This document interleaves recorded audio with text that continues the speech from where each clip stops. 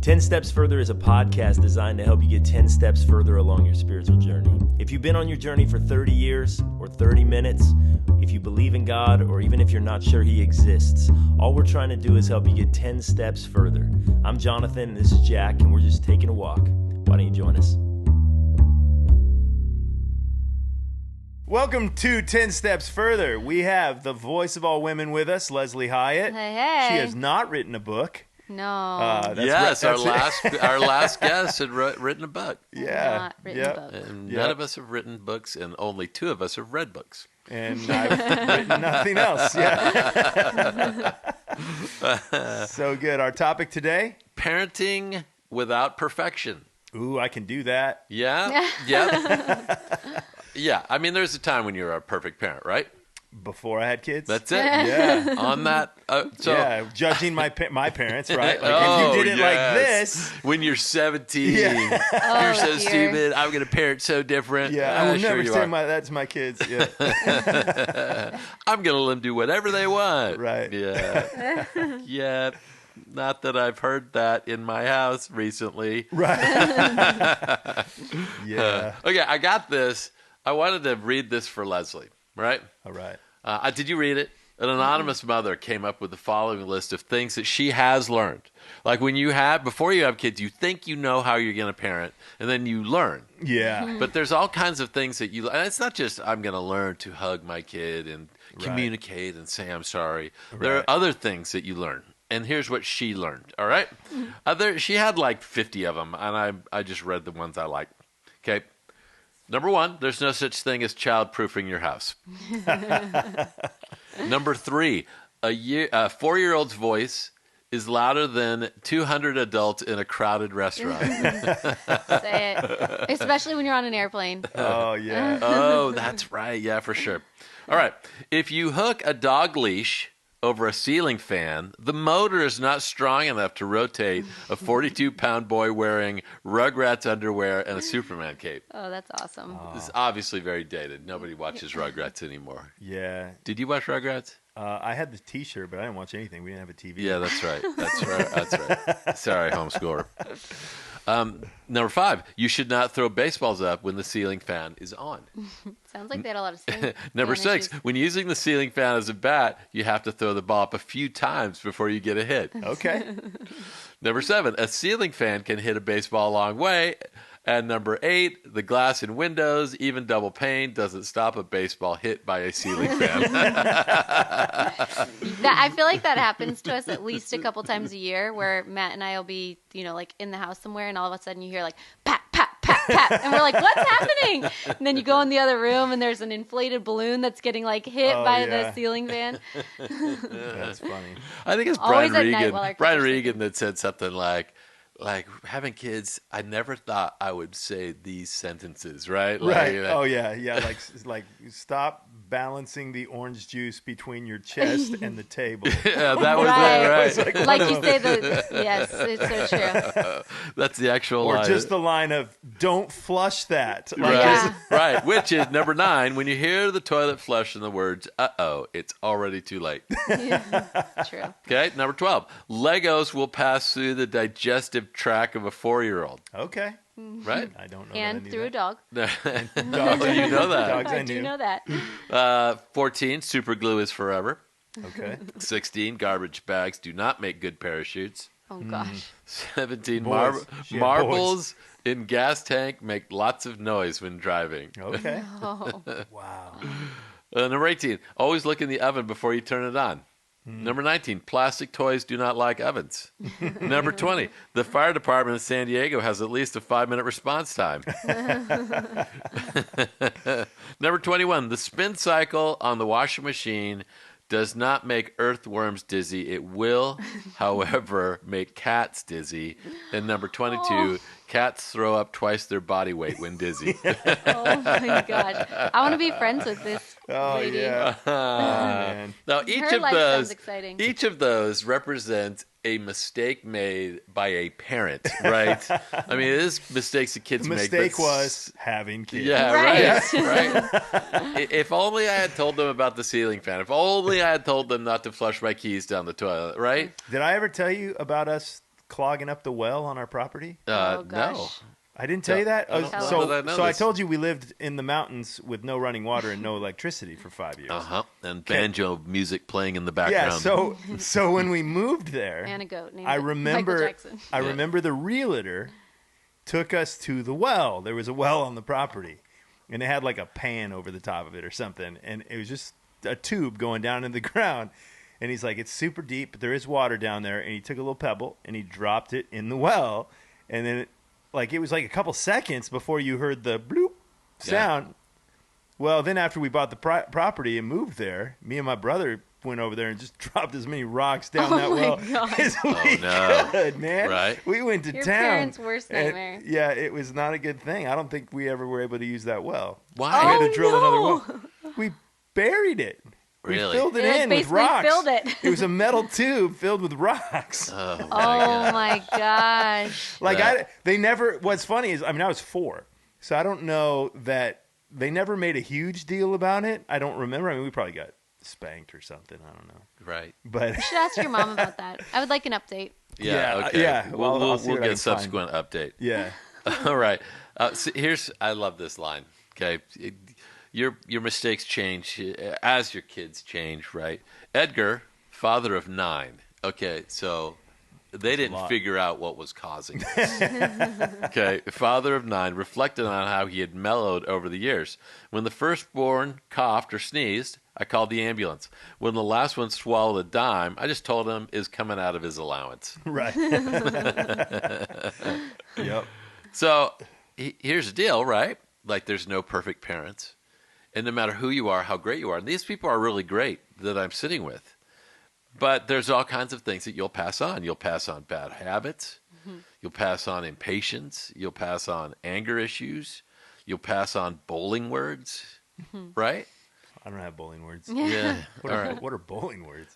When you throw a bad shot in bowling alley, it's the kind of words that you might hear at a bowling You have to replace bowling with basketball for Yeah. Jonathan. Yeah, right. You remember, when you're... I've never been angry bowling. Yeah. Gosh, I've never not been angry bowling. Maybe I'm really good at bowling. Man, I don't think you are. Maybe you I really don't think care you about are. bowling. That could be it. Okay, let's think about this for a second, because we all are imperfect. I think we love our kids. I think we show up for them, so that's really good. I give you guys credit. You get the participation trophy with your kids. But can you look into their lives and see something that you are passing on that maybe you wish you weren't passing on? Is there something that fits in that? Oh, there's probably a lot. Peyton is my oldest daughter is very similar personality type to mine, which makes it easy to discipline her. But then I also know it's not speaking. It's bad because basically, if Peyton is like not doing something she's supposed to be doing, it's pretty easy to say, well, if you choose to not do your math assignment, that's fine, but you won't get a good grade. Like, you'll probably get an F. And what do you think your teacher's going to say if you get an F? And her personality type is like mine, that she like is inclined to worry. And so when I discipline her with like worry tactics, it's not really healthy. But I mean, I don't sit around worrying about a lot of things, but that I noticed. Wait. I mean, I don't sit in my room worrying. I'm very vocal about sharing all my worries. I don't stew alone in worries. She's very similar to my personality type. There's no way that I haven't passed on that to her in terms of worrying about what's going to happen in the world around her. I was thinking about the conversation that you had with Josiah before he left. Josiah, where is he right now? What He is country? In Belize. He's in Belize right now. Yeah, he spent 2 months in Jamaica. He was on, even I don't know this, but he was on Belizean TV. Yeah. Oh, fun. Yeah. And there was like 10-minute segment It was on super him. It long. was so long. Yeah. Like, what? Nothing happened in Belize that day. No. Yeah. He jumped off a bridge. And they videotaped him. Yeah. Is that the right word? Videotaped him. Yeah. They recorded him jumping in there. I know, it's crazy. Yeah. But I remember when he was leaving, you had all this kind of like remembrance of how your family never really kind of stuck together. Like, right. Once you're out, right? Yeah. Yeah, we're all very independent, and he's got those tendencies. Actually, I think all of my kids are going to have them. And so, like, for us to stay a unit has to be very intentional. Right. Because, like, in 20 years, I've got 4 siblings, and we've all been in one place twice in in over 20 years.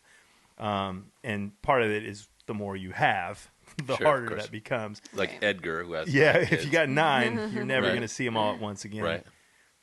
But yeah, so that's something that like I just wanted to make them aware of, because they really like each other now, and they've got each other's back. But it's like, man, if you don't hold to that, your adventure seeking will cause you to forget your family. Right. And that, I know that, because that has been us. And then when we get together, we don't even know each other anymore. You know, it's just like, oh, remember when? You know, there's a little bit of that. But Sure. Yeah. I know you guys know this. I taught all my kids how to drive, and my daughter Sterling taught her how to drive. And when she took her license test, her second one, she failed her first one, and she pulls up. She said to me, "Dad, now remind me, which side of the street do you drive on?" Like she's minutes away, but she ultimately passed. But as I was teaching her, she was driving, and she said, "We're going behind this guy. He's going slow," and she goes, "What's the deal with this joker?" Okay, you're right. I have taught her more than just how to turn left. And Right. Yield. Yeah. That's funny. So there's a verse, and it's right in the middle of the 10 Commandments. It says this: "I, the Lord your God, am a jealous God, punishing the children for the sin of the parents to the 3rd and 4th generation of those who hate me, but showing love to 1,000 generations of those who love me and keep my commandments." Now, there's a couple ways to read that. One is, hey, if you follow God, there will be blessing that will go to thousands of generations. And I really believe that. But I also believe this other one is true of us too, that the sin of the parents to the 3rd and 4th generation, that we're just in a 4x100 dysfunction relay, that we're handing off the baton from one to the next, to the next, to the next. So how do you take imperfect people like us and raise children in an effective manner, or raise kids and have to be okay with your own mistakes? Or how do you? There are parents out there that they're just so frustrated or disappointed with how their kids turn out or what they're going through, what have you. You got to deal with imperfections. Is what I'm trying to say. Yeah. Well, I was listening to this podcast recently about this expert who talks about like how to like basically have a thriving kid, and she doesn't mean thriving like economically or just socially or whatever. She means like a whole well-rounded person. And the one thing that I thought that was so interesting about her research was she said that being curious is just like a really good trait that often it's sometimes when kids are younger, where like as parents you kind of stunt a little bit, like all the why questions, and you kind of like burn out a little bit as kids, and then eventually over time, like adults especially, just become less curious. You either one can find out the answer right away, or two, you're like, it's fine, I don't really care that much. But I think that in order to like be a parent who's forever wanting to grow and develop and be the best version of a parent you can be, you constantly have to be curious. And that means like curiously analyzing who you are and why you're doing the things you're doing, like what has been handed down, Right. Curiously investigating, do I like the reaction that I'm getting when I do something this way? Is there a better way that I can do it? Listening to what research says about, raising your kids and communicating with your kids this way versus this way, or when to talk to your kids at certain ages about certain things. And I think that if you ever just feel stagnant, like this is the way I'm going to parent, this is like what I think is best, this is how my parents did it, or this is how my parents did it, so I'm going to do it the opposite, or whatever that looks like. When you ever just like dig your heels in and assume this is the best I got, I think that it's at that point that you're going to hand down both good and bad, whatever happens in that, whatever you choose to give in that moment.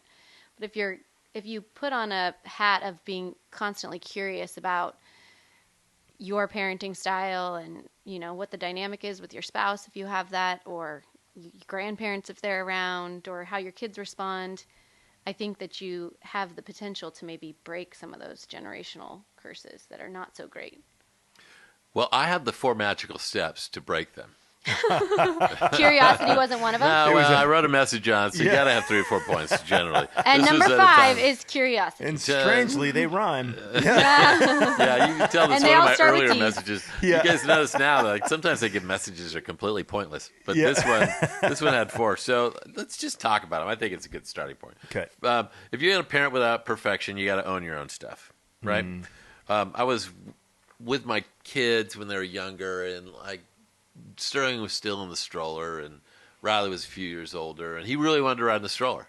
So I go, great, you can ride in the stroller, but you have to hold Sterling as they're riding in this umbrella stroller. Okay. Well, any mom is listening and goes, that's the stupidest thing ever. Because we pushed it, and it hit a bump, and bang, they just both go down in a heap, and Sterling's bruised and crying and whatever. Well, anyway, as soon as it happened, I said, Riley, like it was his fault. Right.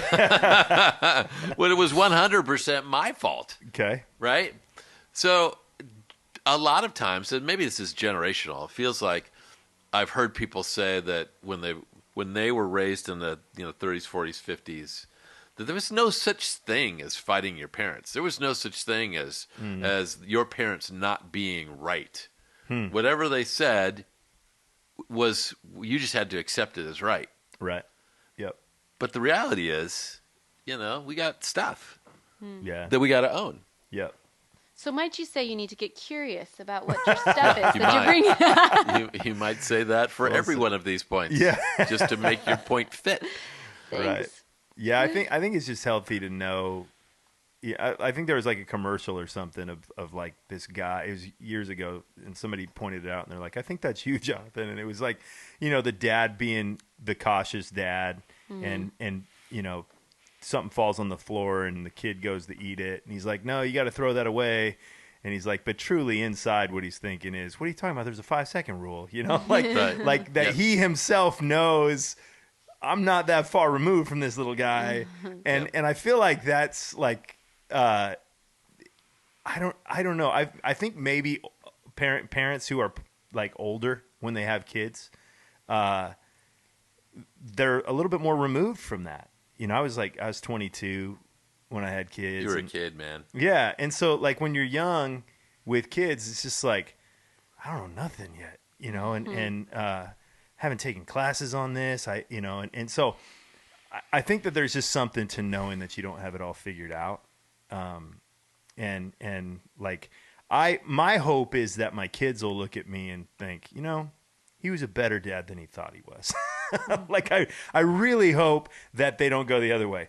He thought he was a better dad than he was. That's funny. So my father-in-law, we just did his memorial, right? And one of the points I always make this at funerals is that you got to tell people what you like about them, right? You have to value them. You have to honor them. And my sister-in-law Shelley, for years I called her Smelly. She's never forgiven me for that. And then she became Dr. Smelly. So that was really. She's a prophet, Biola and Talbot, but she had written Grandpa, her dad, this whole note of what she valued about him for his last birthday, and she really, modeled that. Right. And as I'm giving this, I ended this little point with, I'm saying this mostly for the benefit of my children, so that they'll remember to tell me what I'm good at, right? Right. Because we don't generally like to do that. Yeah. But I think when a kid hits, we always complain about kids being teenagers, right?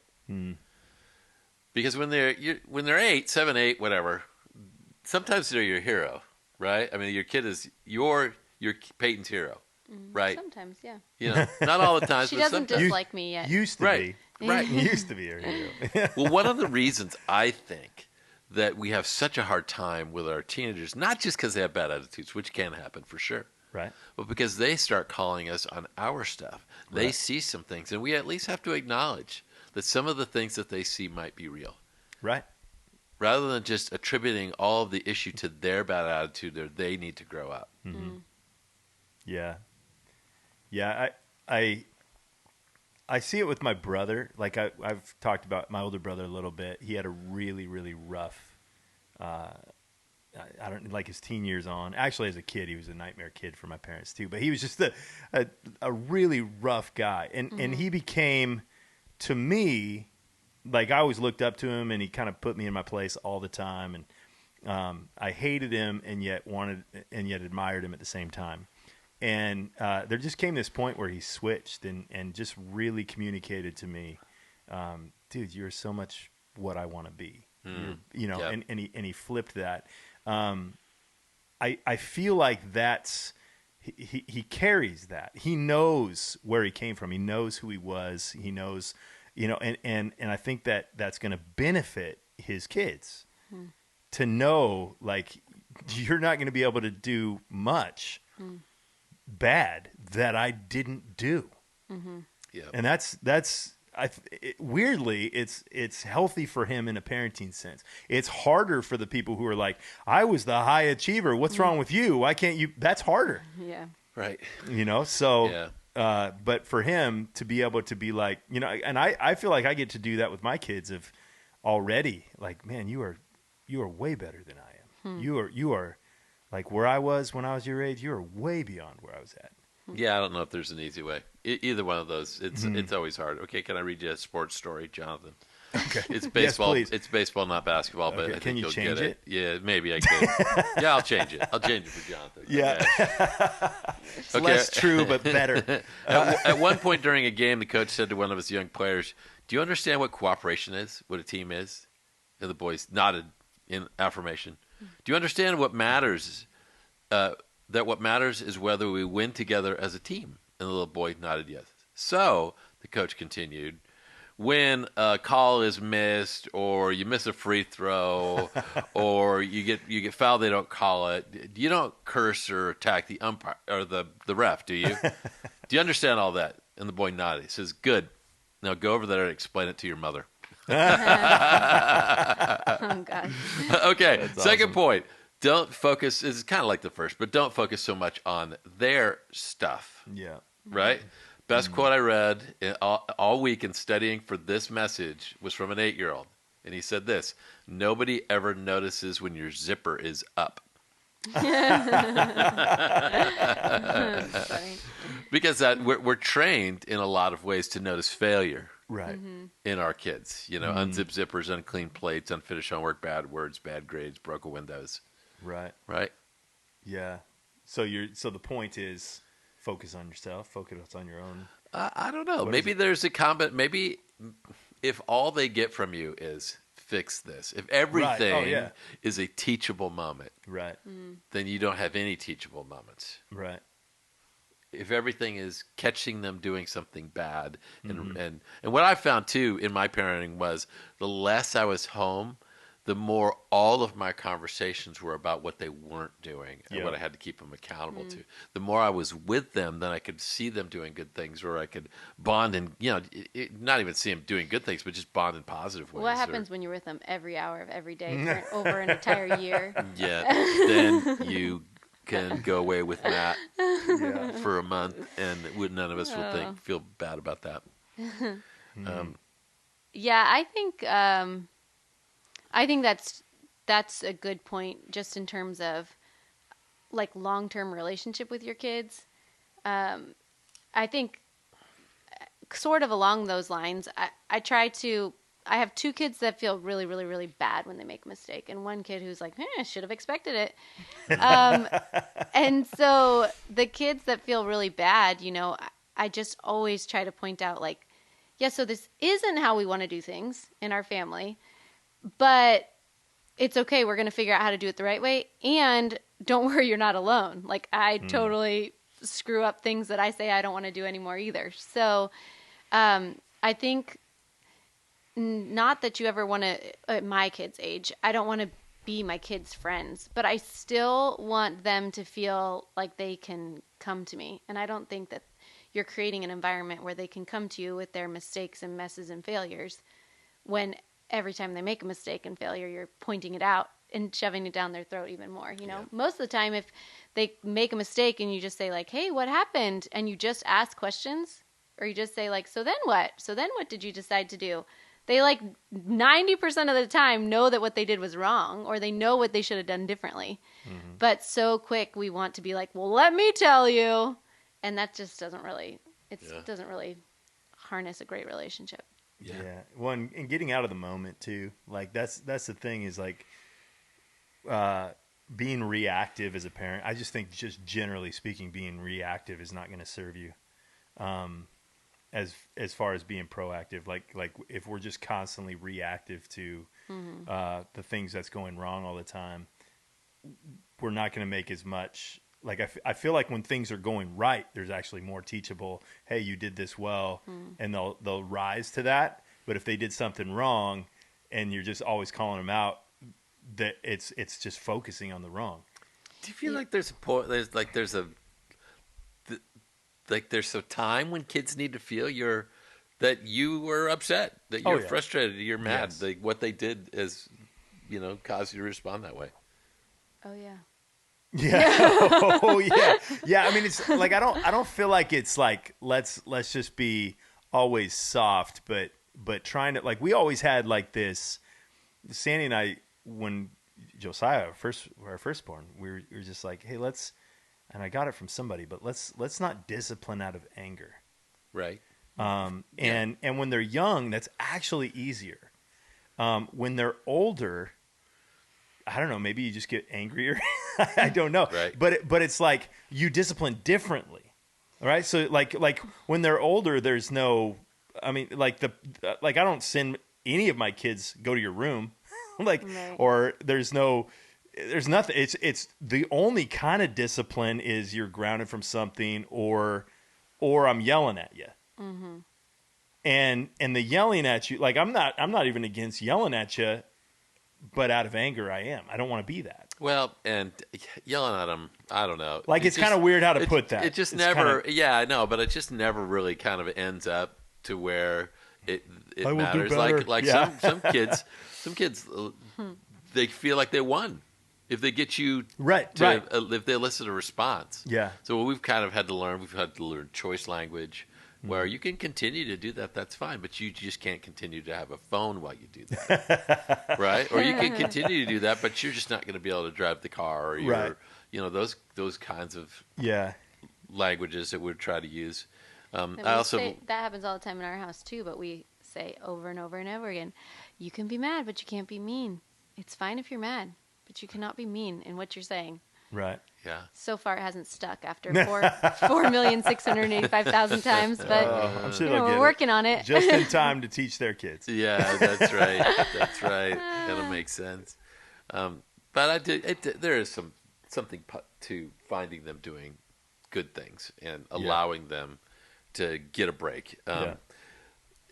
If you, Lord, kept a record of sins, Lord, who could stand? Psalm 130. I mean, that's just real, right? Yep. Mm-hmm. Yeah. I think forgetting old mistakes is something. I was a house painter with my dad, and the first thing he ever had me paint was part of the front hallway. Mm-hmm. I did a terrible job. Mm-hmm. From that point on, every day for 4 years, he would tell me how to paint. Oh. It's like, well, okay, man, I get it. Yeah. I get it. You got to stop. Yeah. Yeah. See, you were a better parent when you were the kid. Yeah. Of course. Practice grace. Oh, yeah. Yeah. Is something that's important. I heard about one dad, and I've kind of tried to practice this, but when his daughter got in a car accident or got a speeding ticket or whatever, he wrote a note and put it in with the registration so that when she opened it up, says, I just want you to understand the accidents happen to all people. And so in this particular case, I forgive you. I'll pay for whatever it costs, and you're forgiven, which was, I thought, a really cool act of grace. Yeah, I vividly remember my parents. We never had our own cars. We had a family car that if it was available for us to drive it, we could drive it, but it was never called our car. Yep. So we had just gotten... It was a Cadillac, though. No. It was a truck. We had just gotten a new family car, and which it was not new, but it was like, it felt like a big deal for me, and I had my license. And we had gotten it a few weeks ahead of time. And I was driving just from my house to school. So it's like 2 miles to high school. Oh, And as I was like driving down, that road right here by Jerome's to Scripps Ranch High School, there's like 2 lanes, and I was going straight, and somebody came out from a parking lot and basically like T-boned me. So it wasn't really my fault, but the car was only like 3 weeks old. It wasn't new, but it was like new to our family. Yeah. And so I called my dad, and I was like panicking, and I'm like, I'm so sorry. Yeah, of course. Yeah. And he said, "Are you hurt?" And I was like, "No, I'm not hurt. I just like can't believe it's the new car." And blah, blah. I'm pulled over on the side of the road, and he's like, "Okay, I'll be down there in 2 minutes, and who cares? It's a car. I don't care. You're like, if you're fine, it's a car. We'll get it fixed." Yeah. And I feel like there was a lot of times in my life that things that I would worry about, especially like in money, feeling like not wanting to waste my parents' money or like losing money or whatever. My dad was always like, "Who cares? It's just money. Like, I don't care. Like, money, that's whatever. It doesn't matter. Like, if you're fine, you're safe, mistakes are going to happen. It's just money. It's not that big of a deal." And it stuck. It was a great picture of that grace of just feeling like, I feel horrible that I made this big mistake, and I know it's going to cost my parents financially. And my dad was like, "It's fine. It's okay. It's going to happen." That's great. Yeah, there's a Bible story about David that he does something that he's not supposed to do, and he gets to choose his punishment.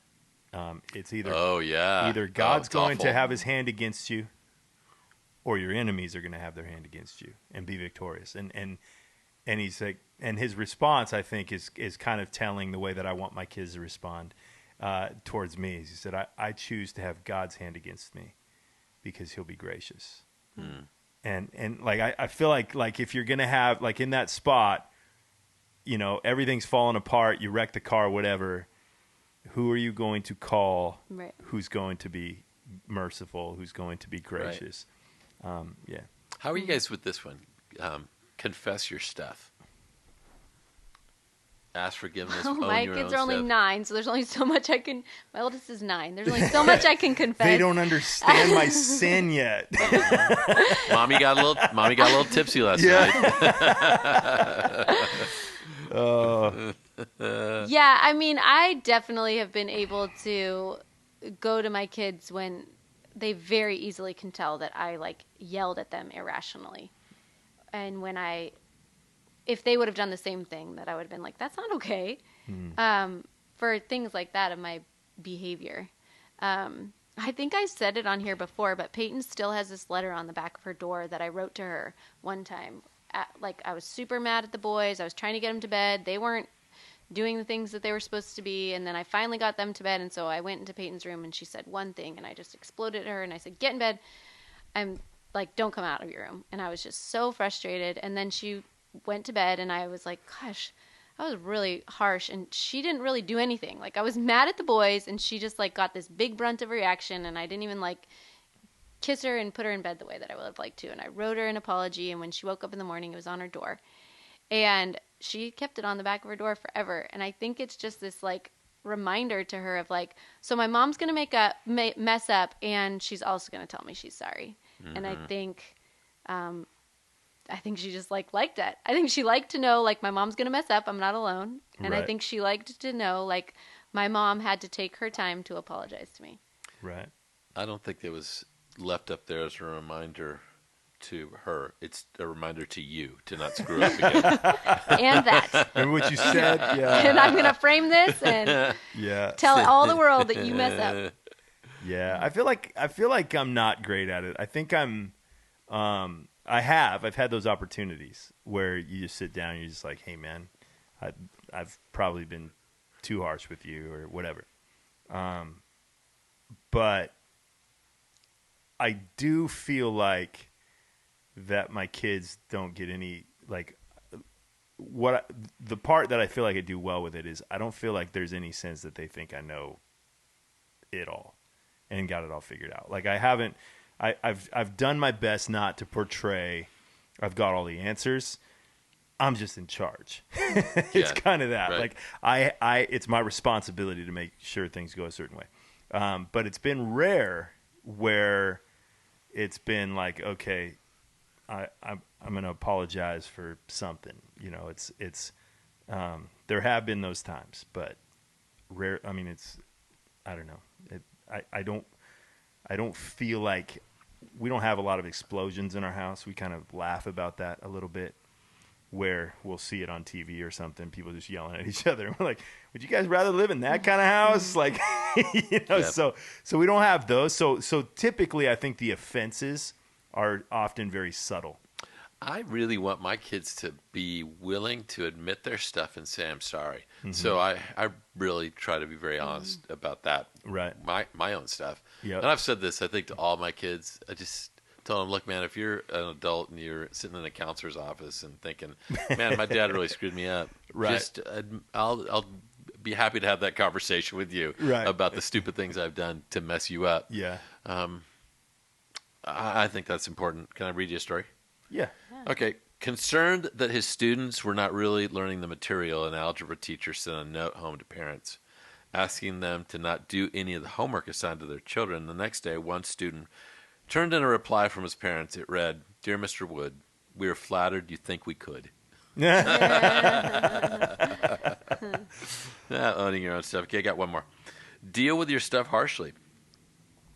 Ephesians 4:22.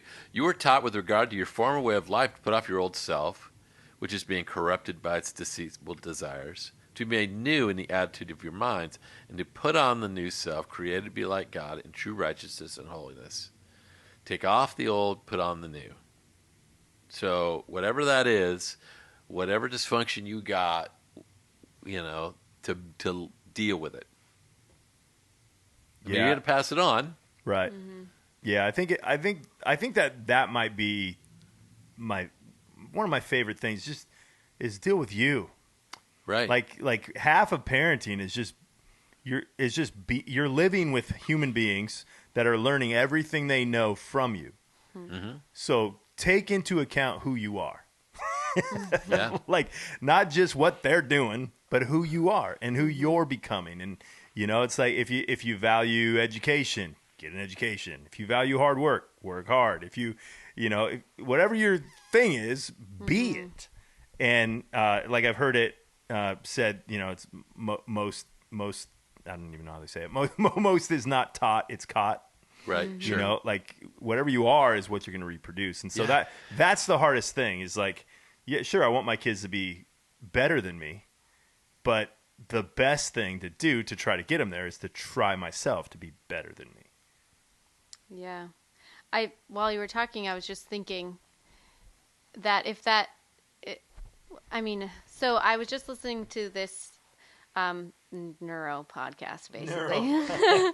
And it was talking Lesley about... listens to podcasts. I do not. It was talking about how your brain, number one, most radically changes in your first year of life. Makes sense, right? Oh, yeah. You learn ultimately the most. The second fastest time your brain grows is during adolescence. So there's a point in adolescence where there's a year where it's like rapidly changing, only second to your first year of life. Do you know when the third time your brain most radically changes and grows? When you die. No, Okay. when you become a parent. Oh, really? And so Wow. it's a interesting thing. Like, no matter if you were, 35 when you became a parent or if you were 22, that it's an interesting thing to think of becoming, I feel like, because already your brain is just neurochemically going to be going through crazy changes to learn. And how great is it if you are of the mindset of, I have a chance to learn right now and to become more of what I want to be. And if your brain's doing what it's supposed to do to learn during that time, and if that's the like hat you're putting on, if that's the clothing of like, give me grace and wisdom to figure out how to do this and to own my stuff and to figure out how to do it so that my kids can have a little bit better parenting than I did. I think that we are already equipped to do that. Your brain's changing so much. Right. I feel like one of the regrets we have is I'm not perfect. I don't like this about me, but I'm passing it on to my kid. All right? Like, I hate that. I don't want to pass on any of my bad behaviors to my kid. So you can continue to grow in yourself, but the reality is you probably already passed it on. right? So what I feel like is as I learn how to deal with this part of my life, I can be an example to my kids of how they're going to have to deal with it. I'm going to get a little bit farther around down the road in my depression, obsession, whatever it is that you battle with. Because maybe if you pass it on to your kids, they're going to need to know how to deal with it. And if you've walked down those paths, or if you've had conversation with counselors, or spent a lot of time in God's Word, letting Him heal your heart, or had conversation with people where you learned to be authentic and real, so that it didn't seem as big, then you're able to hand on that as well. The healthy decisions to help you get past all of those things, right? Yeah, I agree. Yep. Well, I just ran out of notes. Is there one last thing that you want to tell people about how to parent without perfection? Yeah, no, just know that you don't have it figured out. I don't care how, Right. it's amazing. It's one of the most amazing parenting weaknesses I've seen is parents who think that they know what they're doing. Right. Oh gosh, they're so obnoxious, Yeah. right? And they're like, but not only I'm okay with you being confident in how you're raising your kids. There's nothing, but I'm not as okay with you being confident that everybody else is doing it wrong. Yeah. That's the piece where I'm like, okay, come Lesley, on, what man. are the places? Can you say that parents are overly confident and they'll come out and say this? Like bedtimes for sure, right? Yeah. Or sleep gosh. patterns, or Yes, right, sleep training. the family bed, Yeah. I've noticed that there's so a much whole when they're younger. breastfeeding, right? Breast Oh yeah. bottle. I've noticed there's a whole community of people who are also like experts on how I should treat my dog. Like you're just I'm just becoming better. we got a What big type old of food fluffy you give dog him? and we love that he's big old fluffy. Like They're like, we "You don't should want him to trim lose him." his puppy hair. And I'm like at Starbucks and there's this guy like, you better shave that coat pretty soon. It's hot outside. I'm like, you shave your own dog, man. That's funny. Yeah. That's great. You know what? I also just am always, I think the same thing of never assuming that I have it all figured out, but just like wanting to learn from other people and knowing that there's other people who are doing things that are different. And I think also I can not being afraid to choose something that I think is the best for our family at any given moment. And then having the freedom to change that path a little bit or modify what your stance is on something slightly based on more information that you have that you didn't have a year ago, or you didn't have 6 months ago, or that you didn't have conversations with. And so, Or you just discover it's not working. yeah, right. You know, like we tried this and they didn't respond. Right. So Right. let's try something else. Oh, 100%. Like we would discipline like my son, and we'd go, "Okay, off to your room." That's like the greatest thing ever. I'll just read Yes. books. I'll be there fine. Okay, wait. No. Yeah. We're gonna make sure that you come home straight from. No, that didn't work either. No more video games. What, Dad? Yeah. Oh, I got it, man. That one worked. Yeah. But I think that when you have that, when you have that mindset, you can learn from other parents, and you also have so much grace for other parents, because I know I've commented on here before, and I don't know that dads have it quite as much, but there's just like a whole element of like mom shaming that can happen, and like to your point of like being so adamant that I'm doing it the right way, and nobody's really doing it the right way. Right. Everybody's just doing the best with what they Right. got. And so I think when you have that grace for yourself, you can have that grace for the people around you, and that's And most parents probably do. yeah. Especially if they've raised kids, like they see the mom with the little kids, and they're most of them are probably, I get it. I've been there. Yeah, You know, you're probably right. It's the ones who don't have the kids. Unless that are you like, have "Why two would you little let-" boys Yeah. that are 21 months apart, and you go over to a family that has like all girls, and then they're like, "What are you doing to raise your kids? Why are they having a wrestling match?" And I'm like, Yep. I swear we try. I don't know Yeah. what to tell you. You have all girls, and we have boys, and it's different. So I don't know. Those are easier parent-teacher conferences, that's for sure, with the all-girl family than the Oh my all-boy gosh. family. It's funny. It's different. That's All great. right. Well, clearly, Clearly, nobody's perfect. Our friend Hannah Branch, who's been on here as a therapist, said this to us regularly. If you're getting it right about 70% of the time, then you're doing really good. So maybe live in that Shoot space. For 70. That's So right. good. That's right. That's the golden nugget right there. All right, guys. We'll see you on the next episode. Thanks for joining us for these last 10 steps. If you'd like to join us for another journey, or if you know someone else who's on this walk, subscribe to our podcast at 10 Steps Further on iTunes, or simply search 10 Steps Further on your podcast app. And if you'd like to be part of the conversation with a question or a comment or a criticism or even a wisecrack, look us up on Facebook. We've created a Facebook group where you can be part of the conversation. We'll see you next time.